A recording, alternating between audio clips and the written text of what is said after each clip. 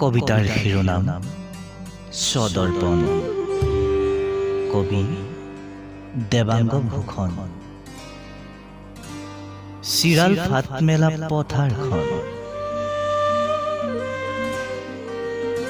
এজাক পৰুৱাৰ দপদপনি, পাখি গজিছে সিহঁতৰ উষ্ণতা কাতৰ শৰীৰৰ আত্মজা। চিতা জ্বলি উঠিল দপ দপকৈ, মোৰ অহংকাৰৰ চুপতিবোৰ দাহ হ'ল। কিন্তু ৰৈ গৈ মোৰ আকাশৰ কলা ডাৱৰবোৰ। মই উচপ খাই উঠিছিলো ধৰাই কাটি সলাওঁতে, হিমালয়ৰ বৰফে স্কি খেলোঁতে, মৌচুমীয়ে হাঁহোঁতে।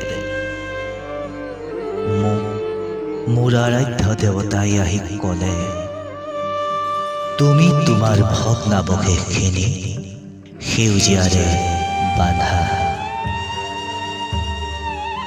আচৰিত হলো, যোনটো কলা হৈ পৰিল। আকাশ কঁপি উঠিল। কিহৰ ভয়ত? মৃত্যুৰ